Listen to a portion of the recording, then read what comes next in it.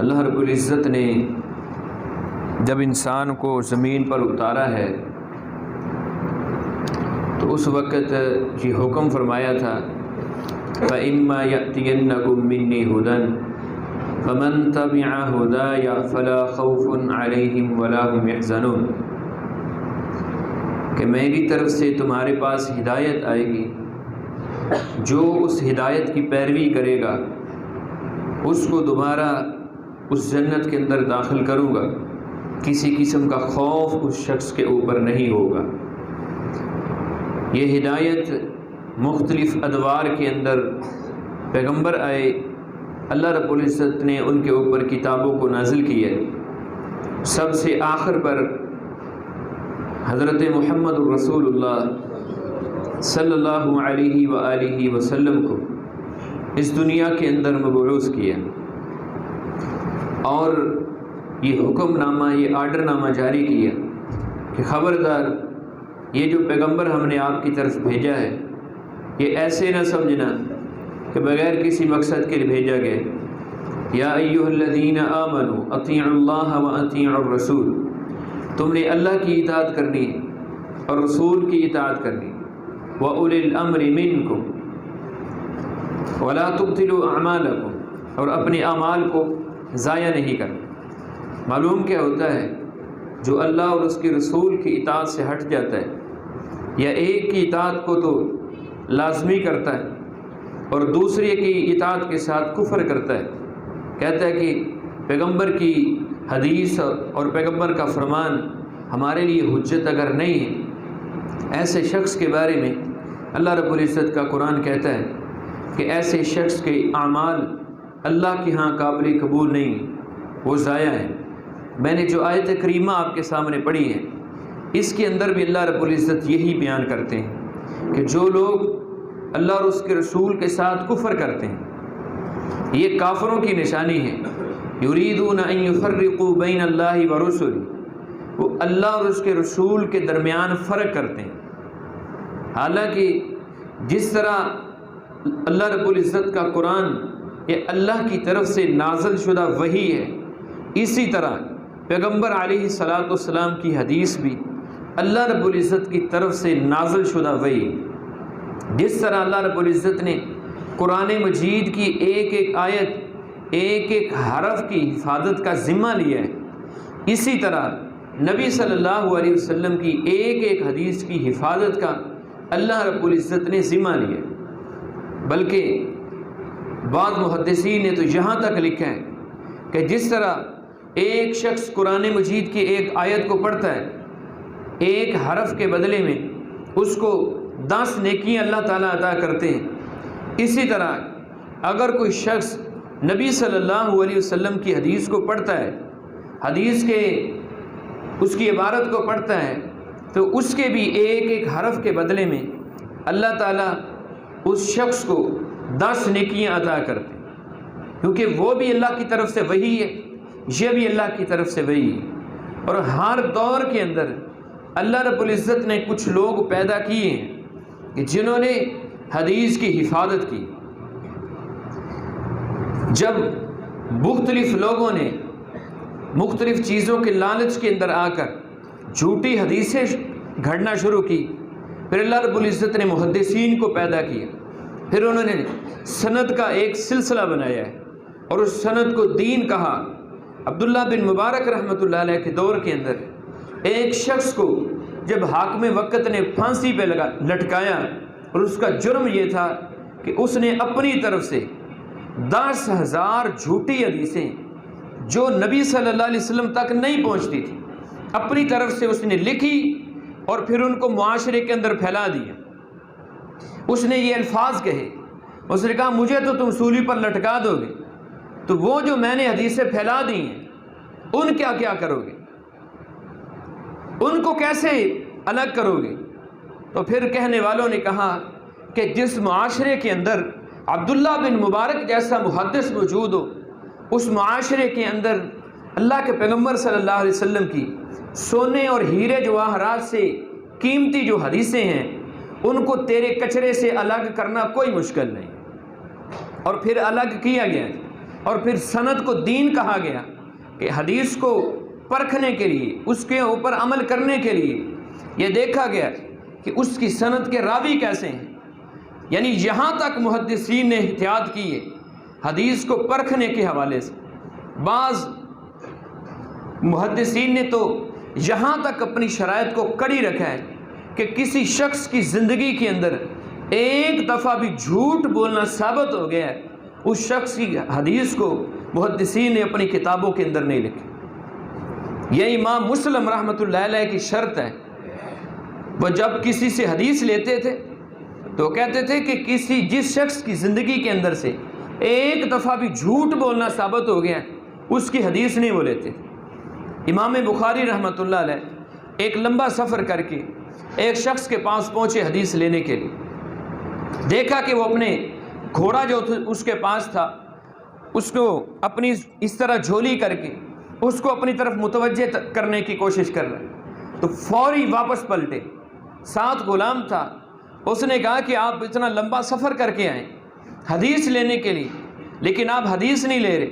تو فرمایا کہ جو شخص ایک جانور کو دھوکہ دے سکتا ہے، ایک گھوڑے کو دھوکہ دے سکتا ہے، وہ محمد بن اسماعیل بخاری کو دھوکہ کیوں نہیں دے سکتا؟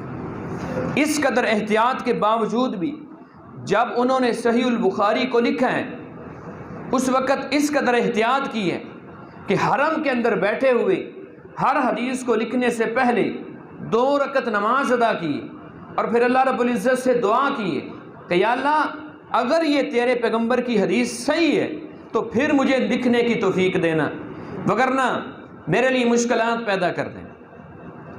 یہاں تک محدثین نے احتیاط کی، تو یعنی اللہ رب العزت نے اللہ کے پیغمبر کی حدیثوں کو بھی، ان کی حفاظت بھی اللہ رب العزت نے اپنے ذمے لی۔ اللہ رب العزت نے قرآن مجید کے اندر لکھا ہے، قرآن مجید کے اندر اللہ رب العزت نے بیان کی ہے، جو لوگ کہتے ہیں قرآن تو حجت ہے حدیث حجت نہیں ہے، پھر وہ ان حدیثوں قرآن مجید کی ان آیات کو کہاں لے کر جائیں گے؟ وما آتاکم الرسول فخذوا، فرمایا جو پیغمبر تمہیں لے وہ لے لو، وما نہاکم عنہ فانتہوا، جس سے پیغمبر روک دے اس سے رک جاؤ۔ عبداللہ بن مسعود رضی اللہ تعالیٰ عنہ ایک دن فرمانے لگے میں لعنت کرتا ہوں اپنے جسم کو گدوانے والی پر اور گودنے والی پر اور چہرے کے بال اکھیڑنے والی کے اوپر۔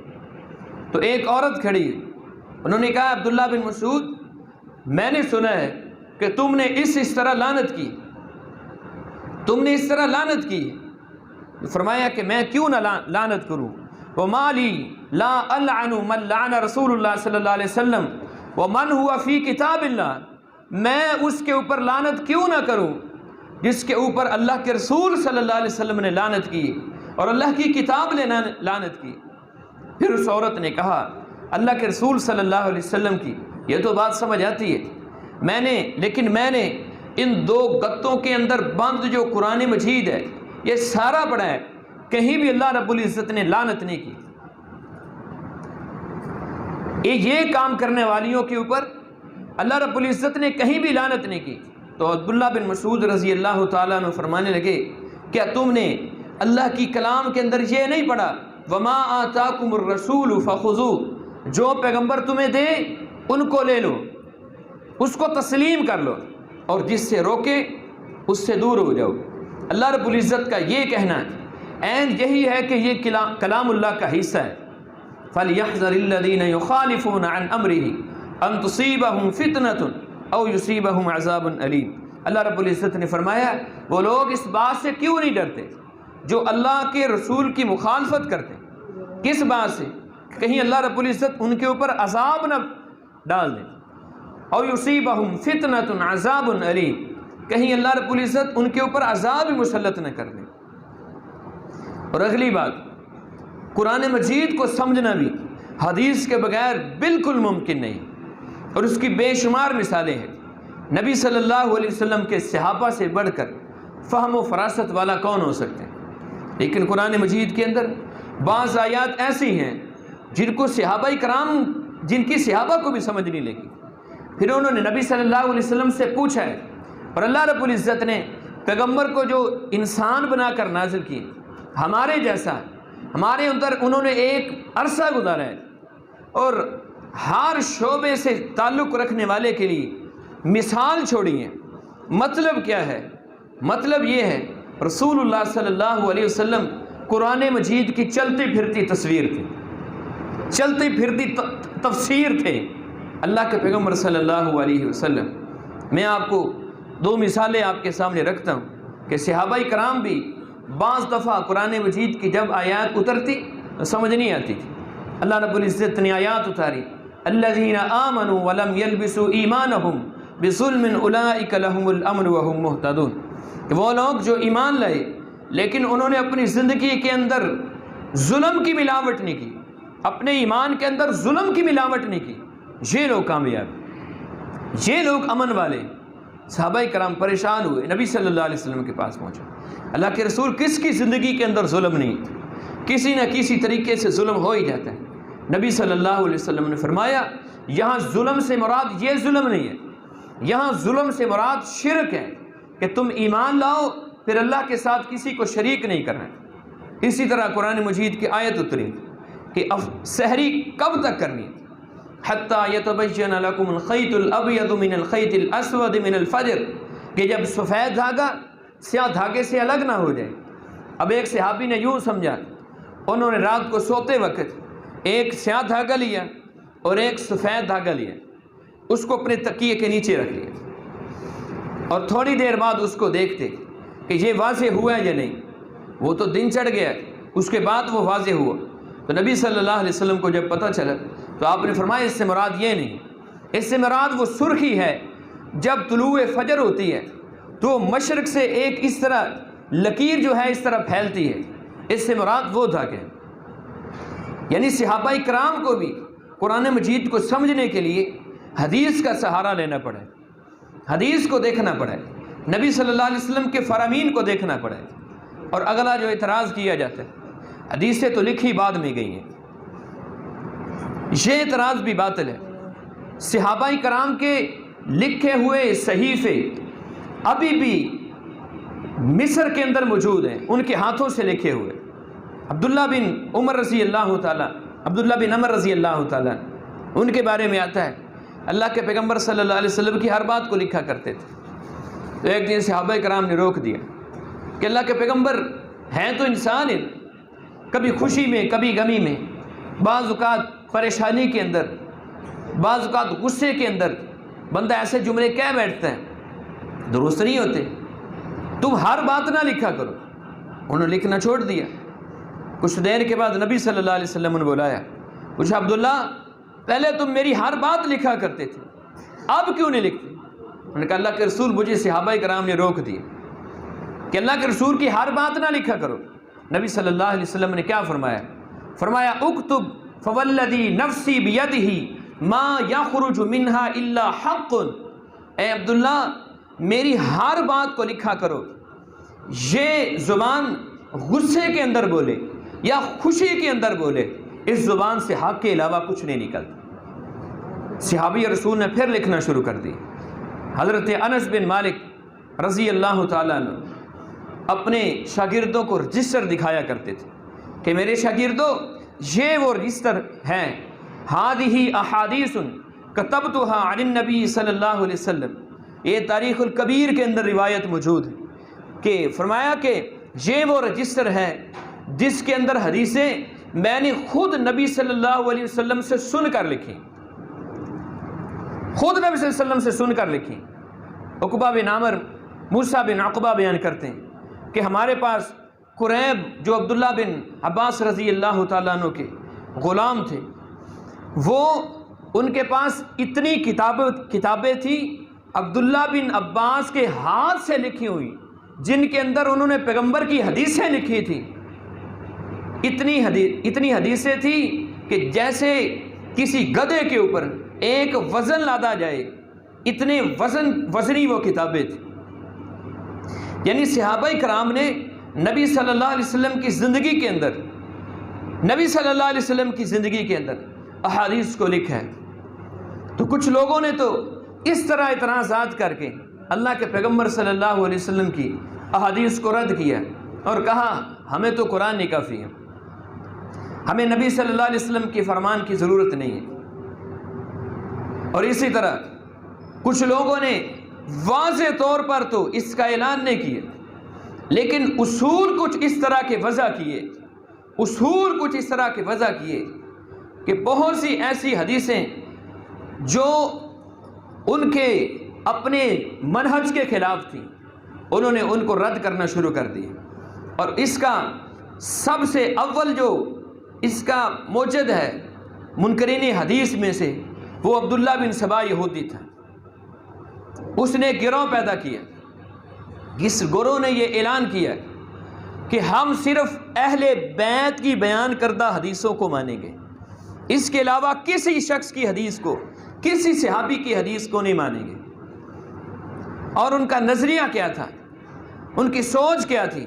سوچ یہ تھی کہ نعوذ باللہ نبی صلی اللہ علیہ وسلم کے اس دنیا سے جانے کے بعد سارے صحابہ نعوذ باللہ وہ ارتداد کا شکار ہو گئے تھے، مرتد ہو گئے تھے۔ یہ عبداللہ بن سبا کا پیدا کیا ہوا گروہ تھا۔ پھر اسی طرح ایک اور گروہ خارجی پیدا ہوا جس نے کہا ہم صرف ابو بکر اور صرف عمر بن خطاب رضی اللہ تعالیٰ عنہ، صرف ان کی حدیثیں لیں گے، باقی کسی صحابی کی حدیث کو نہیں مانیں گے۔ یہ گروہ بھی باطل کی طرف گیا، پہلا گروہ بھی باطل کی طرف، دوسرا گروہ بھی باطل کی طرف۔ پھر ایک تیسرا گروہ پیدا ہوا، انہوں نے ایک اصول وضع کیا، یہ معتزلہ یہ ایک گروہ تھا۔ انہوں نے کہا کہ ساری حدیثیں مانیں گے، لیکن شرط لگائی کہ حدیث متواتر ہو، یعنی اس کی سند کے اندر راوی کثرت کے ساتھ ہو، خبر واحد نہ ہو۔ خبر واحد اس حدیث کو کہا جاتا ہے کہ جس کی سند کے اندر کسی طبقے کے اندر صحابی کے دور میں یا تابعی کے دور میں یا تبع تابعی کے دور میں اس حدیث کو روایت کرنے والا کوئی ایک شخص ہو۔ اس کی مثال صحیح البخاری کی پہلی حدیث ہے، انما الاعمال بالنیات۔ صحابہ میں سے یہ حدیث بیان کرنے والے صرف عمر بن خطاب رضی اللہ تعالیٰ عنہ، اس کے علاوہ کسی صحابی نے یہ حدیث بیان نہیں کی۔ تو ان لوگوں نے اس حدیث کو بھی رد کیا کہ یہ خبر واحد ہے، حالانکہ جو اصول محدثین نے بنائے تھے وہ یہ نہیں بنائے تھے، اصول تو یہ بنائے تھے کہ راوی سیکھا ہونا چاہیے، وہ جھوٹا نہ ہو، کذاب نہ ہو، جھوٹ بولنے والا نہ ہو، اس کی زندگی، اس کا کردار جھوٹ سے پاک ہو، دغے سے پاک ہو، یہ اصول بنایا تھا۔ تو یہ معتزلہ کا گروہ پیدا ہوا، انہوں نے یہ بنیاد بنا کر بہت سی احادیث کو رد کیا۔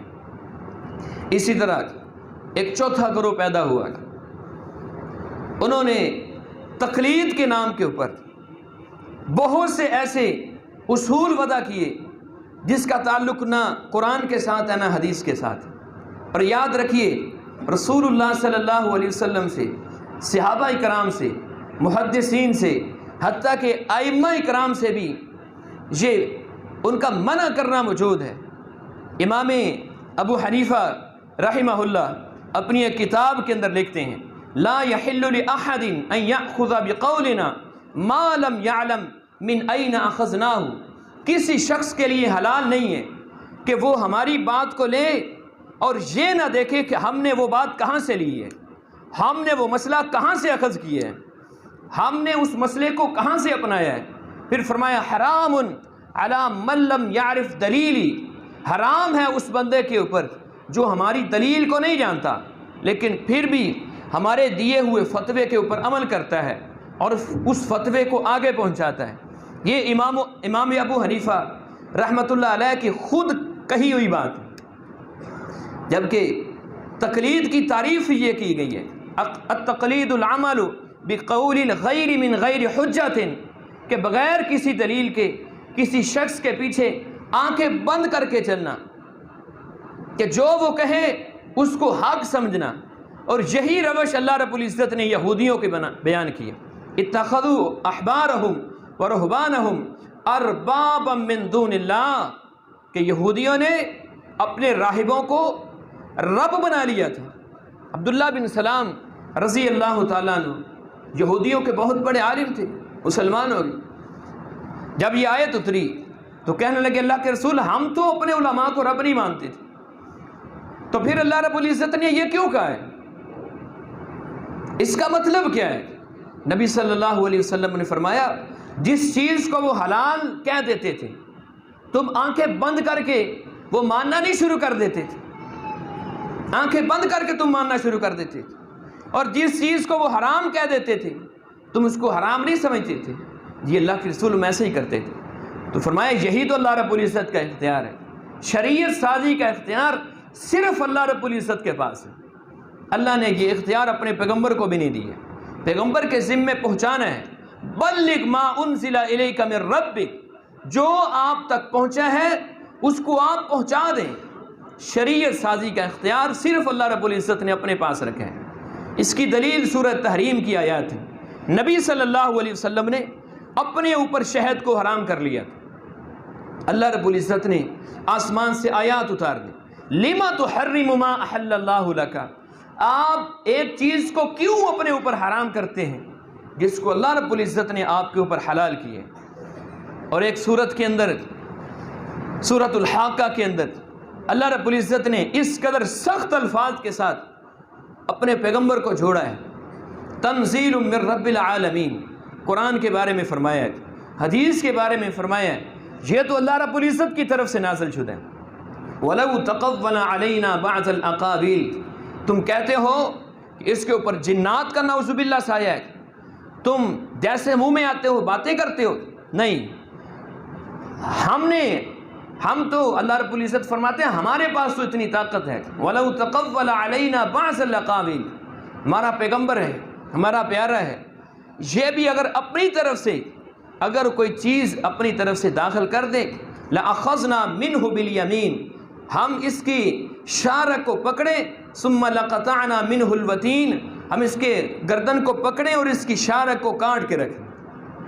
اپنے پیغمبر کے بارے میں اللہ رب العزت نے کہا، چہ جائے کہ بعد والا کوئی شخص آ کر کہے، کوئی امتی آ کر کہے کہ اس کی بات بھی دین ہے، نہیں، اللہ رب العزت کے پیغمبر صلی اللہ علیہ وسلم نے جو دے دی ہے اللہ کی کتاب کی روشنی میں، اللہ کے پیغمبر صلی اللہ علیہ وسلم کی احادیث کی روشنی میں، وہی کافی ہے۔ یہ جو روش تھی یہودیوں کی، یہی روش مسلمانوں کے اندر آئی، مختلف قسم کے ہیلے اور بہانے کر کے احادیث کا انکار کیا گیا اور قوم کو الجھنوں کے اندر ڈالا گیا، فرائض اور نوافل کی تقسیم کر کے، پھر یہ تقسیم کر کے الجھنوں میں ڈالا گیا کہ نماز میں یہ بھی نہ کرو گے تو پھر بھی کام چل جائے گا، وضو میں یہ بھی نہ کرو گے تو پھر بھی کم چل جائے گا۔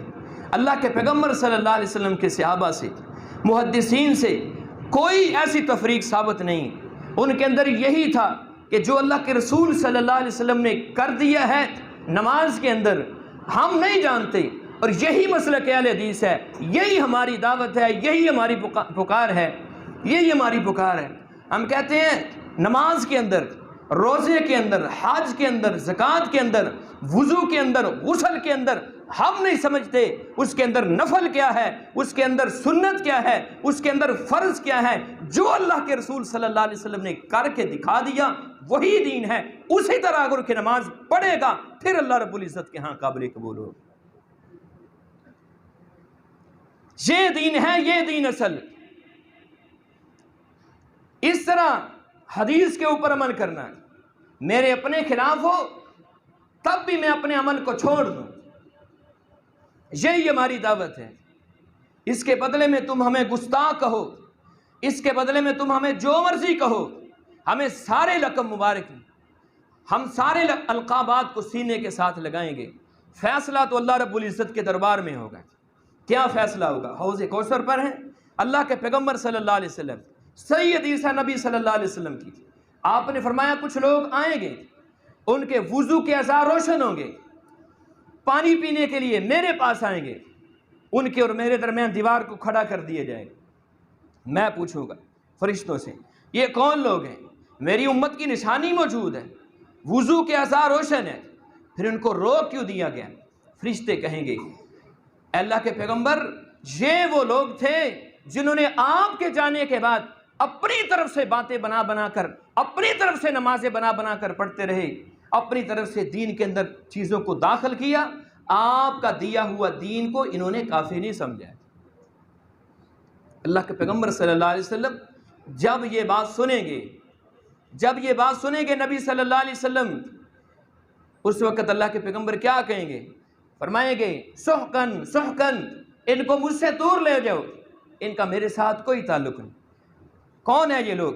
لمن غیر بعدی، جنہوں نے میرے دین کو تبدیل کر کے رکھ دیا، میرے دین کو تبدیل کر کے رکھ دیا۔ تو میرے بھائیوں، یہ رسول اللہ صلی اللہ علیہ وسلم کا دین ہے کہ آپ کے عمل کے ساتھ ٹکرائے اللہ کے پیغمبر صلی اللہ علیہ وسلم کی حدیث، آپ اپنے عمل کو چھوڑ دیں۔ یہ دیکھیں رسول اللہ صلی اللہ علیہ وسلم کی سنت کیا ہے، اس کی بے شمار میں ایک دو مثالیں بیان کر کے، جو ہمارے معاشرے کے اندر باتیں کر کے حدیث کو جھٹلایا جاتا ہے۔ حدیث کی 3 قسمیں ہیں، قولی حدیث، فعلی حدیث، تقریری حدیث۔ ان تینوں احادیث کا درجہ برابر ہے، تینوں احادیث کا درجہ برابر ہے۔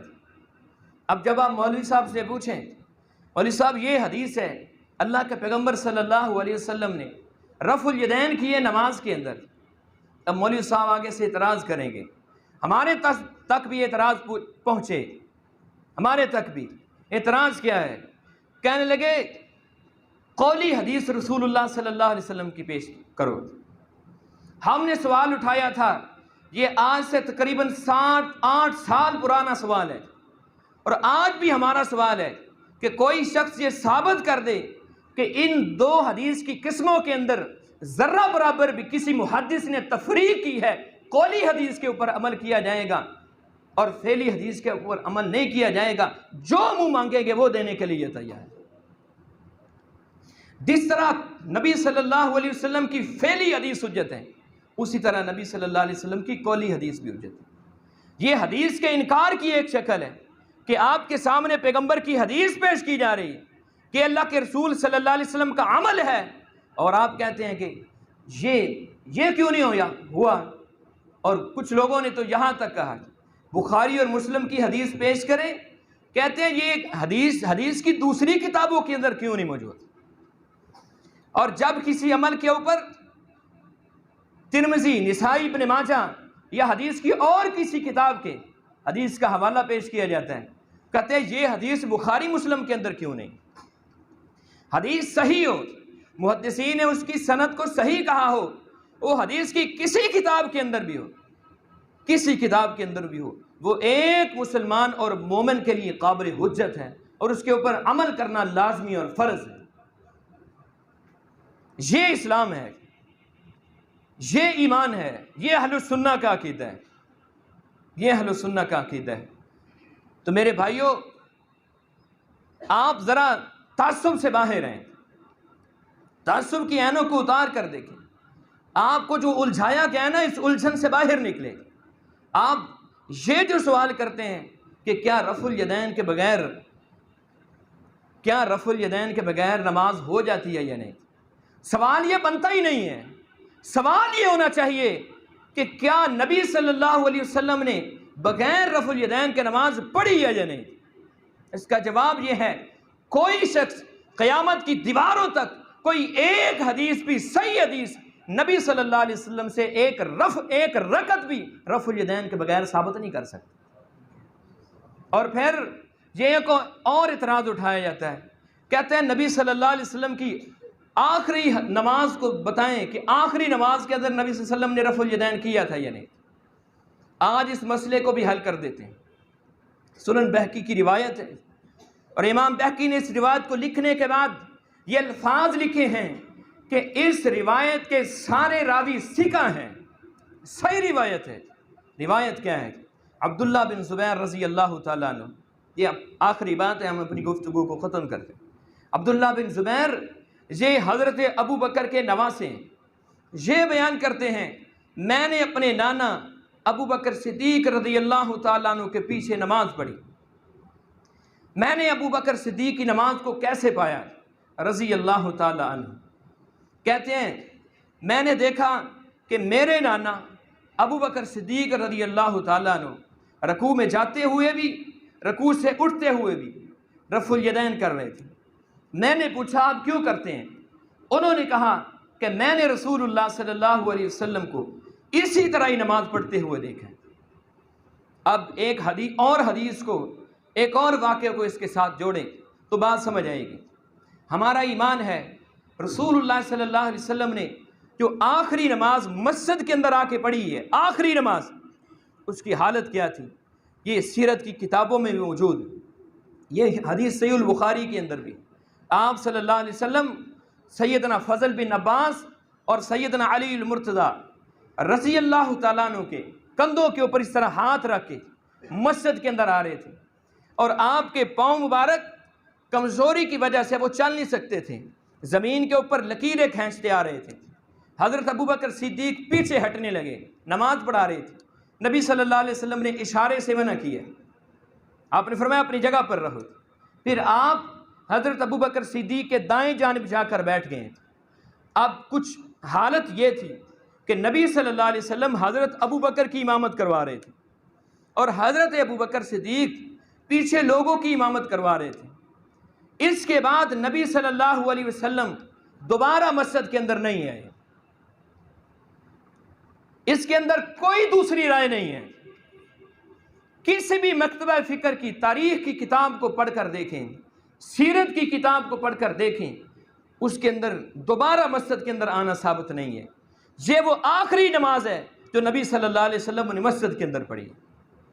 اب اس آخری نماز کے اندر نبی صلی اللہ علیہ وسلم کے دائیں جانب بیٹھنے والے ابو بکر صدیق اللہ کے پیغمبر کے سب سے زیادہ قریب، اور ہم تصور بھی نہیں کر سکتے کہ اس نماز کے اندر سیدنا ابو بکر صدیق رضی اللہ تعالیٰ عنہ انہوں نے نبی صلی اللہ علیہ وسلم کو دیکھا ہو کہ آپ نے بغیر رفع الیدین کے نماز پڑھی ہو، اور یہ تصور بھی نہیں کیا جا سکتا کہ ابو بکر رفع الیدین کر دیں۔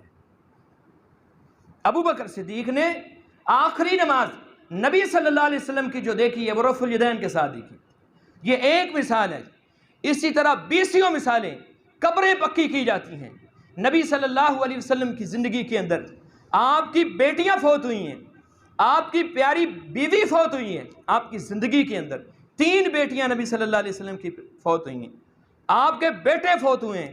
ابراہیم کے بارے میں جو آپ کا بیٹا تھا رضی اللہ تعالیٰ، نبی صلی اللہ علیہ وسلم نے یہ الفاظ کہے تھے، جب وہ فوت ہوا تو آپ نے اس کو اپنے ہاتھوں پہ اٹھایا ہوا تھا، اور آپ صلی اللہ علیہ وسلم کیا کہہ رہے تھے؟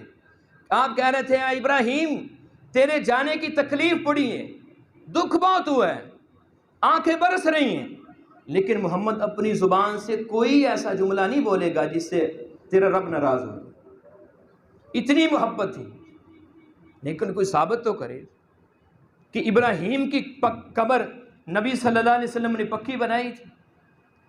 سیدہ خدیجہ کی قبر، آپ کی بیٹی زینب کی قبر، جس کے ساتھ محبت کا یہ عالم تھا کہ نبی صلی اللہ علیہ وسلم جو رؤوف الرحیم پیغمبر ہیں، جنہوں نے کبھی اپنی ذات کے لیے کسی سے بدلہ نہیں لیا تھا، کبھی اپنی ذات کے لیے کسی سے غصے کا اظہار نہیں کیا تھا، لیکن جب یہ اس بیٹی کا قاتل جو تھا اس کے بارے میں نبی صلی اللہ علیہ وسلم نے اتنے سخت الفاظ کہے تھے۔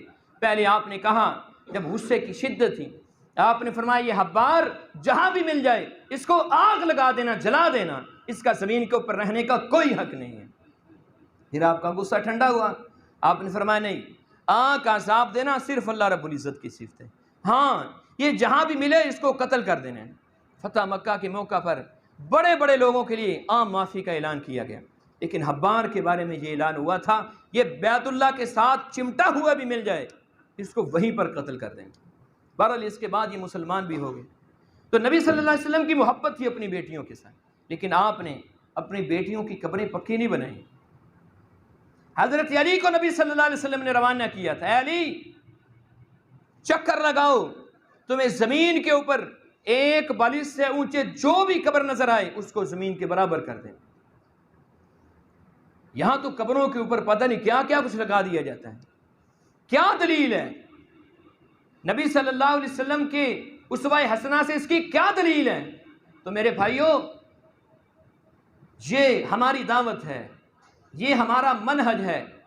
اللہ رب العزت کا قرآن دیا ہوا، نبی صلی اللہ علیہ وسلم کی حدیث ہے، آپ صلی اللہ علیہ وسلم نے فرمایا ترکت فیکم امرین، میں تم میں دو چیزیں چھوڑ کر جا رہا ہوں، تیسری کسی چیز کا ذکر نبی صلی اللہ علیہ وسلم نے نہیں کی۔ دو چیزیں، لن تضلوا ما تمسکتم بہما، تم کبھی بھی گمراہ نہیں ہو سکتے جب تک تم ان کو تھامے رکھو گے۔ پہلی چیز کیا ہے؟ کتاب اللہ، اللہ کی کتاب قرآن مجید کی شکل میں ہے، وسنت نبیہ، اور نبی صلی اللہ علیہ وسلم کی سنت ہے۔ آپ ذرا جرت اپنے اندر پیدا کریں، آپ اپنے علماء سے، آپ کوئی بھی عمل کریں، آپ ادب کے دائرے کے اندر، احترام کے دائرے کے اندر آپ سوال کر سکتے ہیں، اور صاحب آپ نے یہ جو مسئلہ بتایا ہے اس کے بارے میں حدیث کی کوئی کتاب لا کر ہمیں بھی دکھائے نا، حدیث کی کس کتاب کے اندر موجود ہے؟ دودھ کا دودھ اور پانی کا پانی ہو جائے گا، آپ کو پتہ چل جائے گا کہ حق کس طرف ہے اور باطل کس طرف ہے۔ اللہ رب العزت ہمیں صحیح معنوں میں دین اسلام کے اوپر عمل کرنے والا بنائے۔ وآخر دعوانا ان الحمد للہ رب